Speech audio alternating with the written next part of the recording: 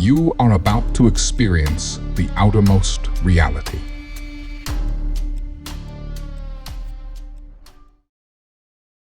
I awoke disoriented in a sea of white, blinding light. My senses were overwhelmed as I struggled to make sense of my surroundings. There were no landmarks, just an endless, empty white space as far as I could see. Feeling hopeless, I called out for my husband, Jacob, but my voice dissipated into the void. I needed help to see where I had come from or where to go.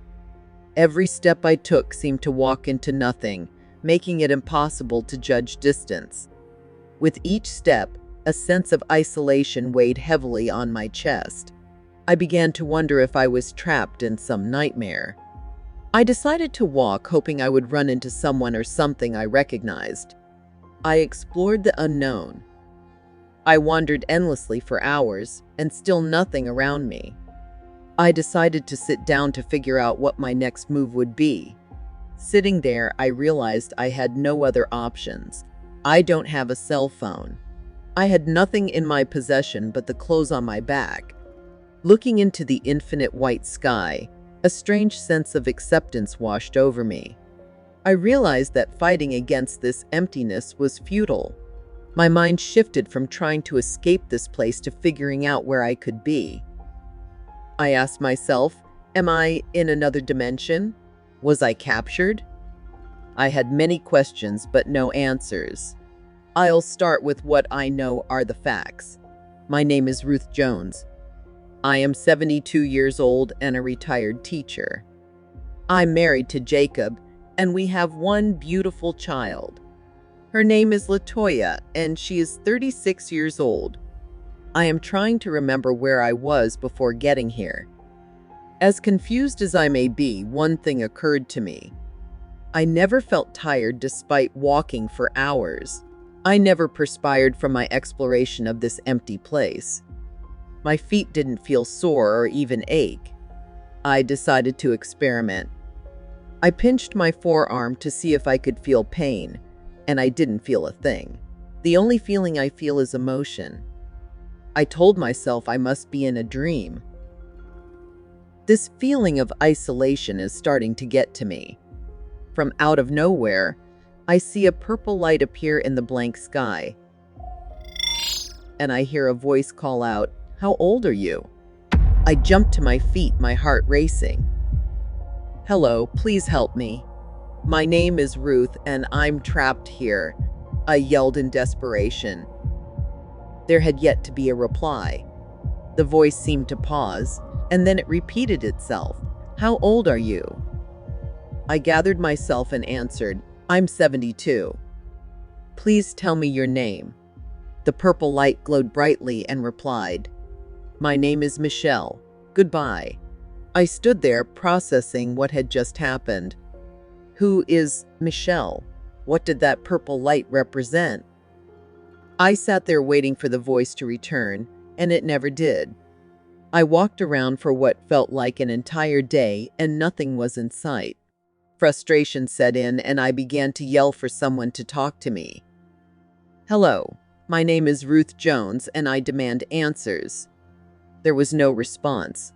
As time stretched on, I sank into a deep despair. I imagined all the people and places I had left behind.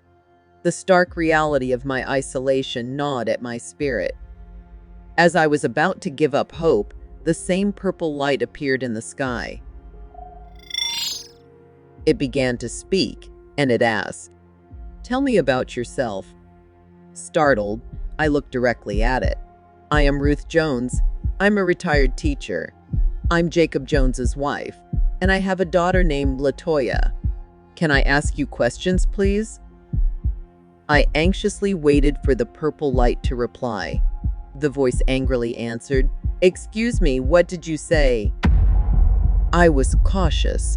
My question may have offended it, so I repeated myself, "May I ask you a question, please?" The purple light voice softened as it seemed to be conversing with somebody else next to it. "Frank, hurry, come here," it asked me a question. I couldn't believe my ears. This purple light now seemed to be having a conversation with someone named Frank. My curiosity was piqued as the purple light replied to me. "Please ask your question. What do you want to know?" I composed myself, knowing the gravity of the situation. "Where am I and why am I here?" I asked. I stood completely tense, awaiting its answer.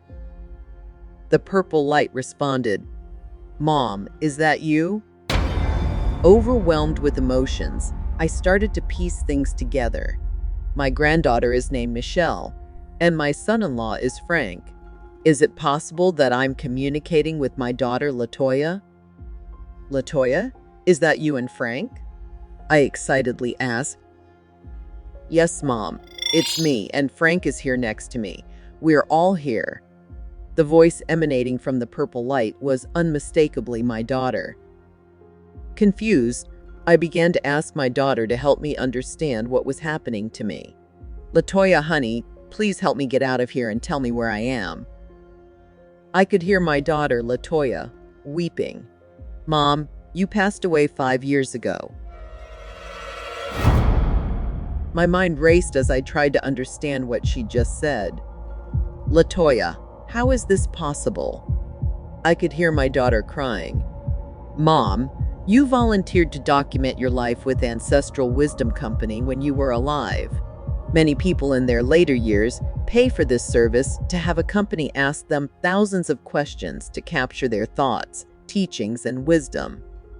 After you pass away, they can download your responses into a machine so your loved ones can ask you anything. Your granddaughter Michelle asked you yesterday how old you were.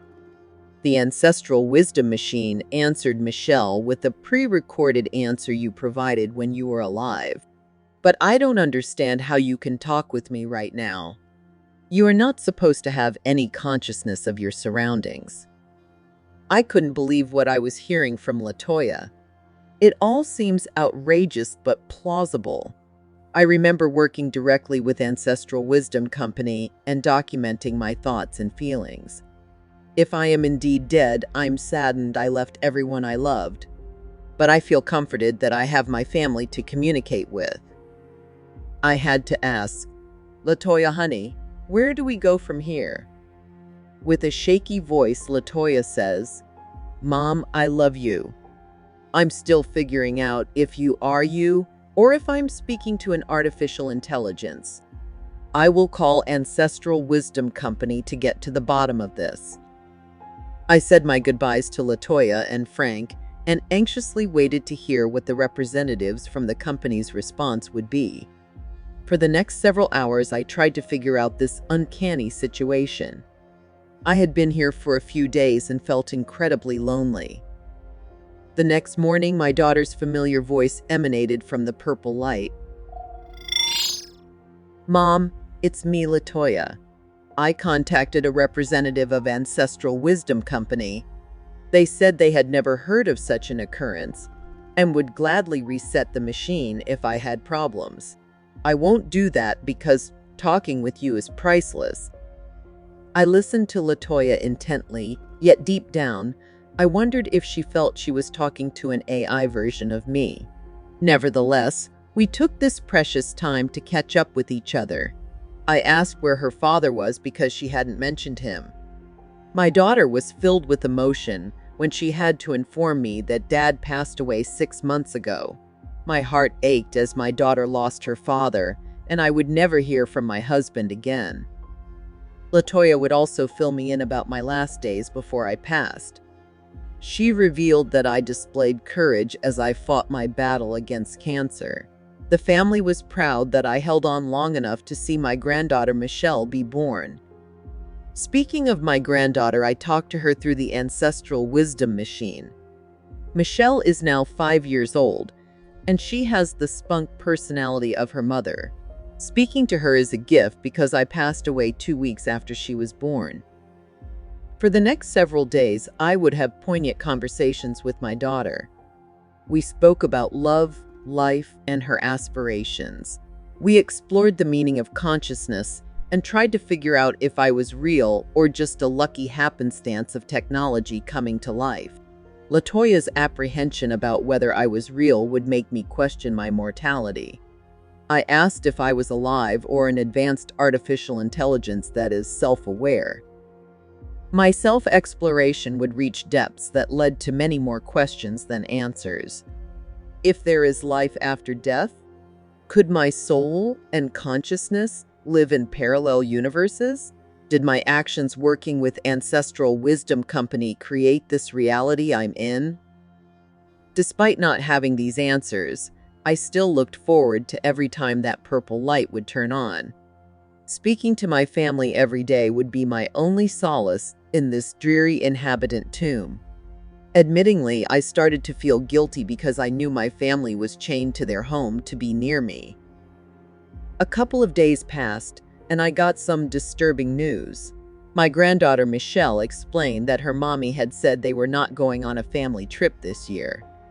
I brought this to LaToya's attention, and she explained that Frank canceled the trip because the finances were tight. Deep down inside, I know it's because she doesn't want to leave me alone in this space I'm trapped in. A year passed, and from our countless discussions, LaToya finally believed I was genuinely her mother. Our conversations led her to accept that I wasn't an artificial intelligence, but rather her mom, whose soul was trapped inside this machine. Despite her busy schedule, I could always count on LaToya to reach out daily. I eventually felt I was a burden to my daughter. Deep down, I knew I would have to go away eventually. As much as I enjoyed speaking to my loved ones, there was no escaping the fact I was a prisoner. One night, while speaking to my daughter and son-in-law, I asked them a delicate question. LaToya, I will tell you and Frank something difficult to hear. I have cherished these past 12 months and thought out all the possibilities. Reflecting on everything, I would like you to erase the hard drive on this ancestral wisdom machine. At that moment, I could feel the weight of my request as the silence filled the air. Mom, that would mean we would end your life permanently. There is a strong possibility that you will never come back from this. Why would you ask us to do that? LaToya's voice was upset. I explained my time was up. I was given a gift to get to know my granddaughter, Michelle. My husband, Jacob, has passed, and I explained that living inside this machine isn't what I expected in my afterlife. LaToya dismissed my request by saying, Mom, let me think about this. I have a feeling you'll have a change of heart. For the next several months, I would bring up my request to terminate my consciousness. Time and time again, LaToya found a way to dismiss my feelings. I finally realized that my daughter wouldn't be able to have the heart to end my life. Who would blame her? Who would have the strength to see their mother die twice? On one particular night, LaToya and I had a fantastic conversation. We reminisced about the days when she was a child and how much I loved her. I spent time with my granddaughter and asked about her dreams of becoming a doctor. I ended the night talking to Frank and thanked him for loving LaToya unconditionally. This night was filled with so much love that it prompted LaToya to ask, Mom, I appreciate all the beautiful words. I'm starting to worry that you're going to leave us. I reassured her that I would always be around. Sweetheart, I will always be with you. Anytime you have a beautiful thought about me, I'm nearby. Driving home from work, I felt something wasn't right with Mom. I understand she wants to be set free, but I can't bear to say goodbye to her again. Admittedly, I have this underlying anxiety every day that she would ask me to destroy the ancestral wisdom machine and free her. Nevertheless, I aim to keep an upbeat and positive attitude towards her. I never want Mom to regret this second chance to live. Tonight, I can't wait to tell her I'm preparing her famous meatloaf for the family. Unlocking the front door of our home, I rush towards my room, excitedly ready to press the button and converse with Mom. When in the corner of my eye, I couldn't believe what I was seeing. To my horror, the ancestral wisdom machine was submerged in a water-filled bowl. My heart started to race as anxiety began to set in. I frantically pulled the machine out of the bowl and dried it with my shirt, hoping to dislodge any water that might have seeped in. I quickly pressed the talk button, staring anxiously with a glimmer of hope that the purple light would turn on, but unfortunately, it never did. I yelled for my husband, as I feared that I may have lost my mom forever. "Frank, come here. Why was the machine put inside this water bowl?" Frank looked confused. "Latoya, I haven't touched the machine since we spoke to Mom last night." At that moment, our daughter Michelle walked into the room and said something that horrified me. "Hi, Mommy. Did you see I put Grandma in water?" I asked Michelle why she would do such a thing, and she explained that Grandma said she was thirsty. I immediately picked up my cell phone and called the Ancestral Wisdom Company. I informed them what had happened and asked if the machine was salvageable. The representative explained that I should drop it off first thing in the morning immediately, and they could see what they could do. That night, I tossed and turned in bed, wondering if I would ever hear from my mother again. I hoped everything would be fine and that there was nothing permanently damaged. A week passed, and I eventually got a call from the repair shop. The representative said the machine was ready to be picked up. I rushed home with the Ancestral Wisdom machine in hand. That familiar purple light glowed, and I pressed the talk button. "Mom, it's me, Latoya. Are you there? Please answer me." I held my breath as it replied. "Hello, my name is Ruth Jones. Please ask me any questions about my life." My heart sank as the machine answered me back with its standard stock response. That's when I knew my mom was gone. I silently cried, knowing I would never hear from her again. Just then, Michelle walked into the room. "Mommy, are you okay? Why are you crying?" I turned and looked at her beautiful brown eyes staring at me and gave her a huge hug. "Michelle, these tears are happy tears. I'm just happy to see you, honey," I explained. After some time had passed, I reflected on this miraculous experience I had with my mother in my life for the second time. I am not upset that she instructed Michelle to destroy the ancestral machine. She knew I wouldn't have the courage to do it myself. It was selfish of me to keep her in that isolated white space to keep her in my life. I can never repay her for all the love, wisdom, and care she gave to me. I don't know if there is life after death, but I have hope.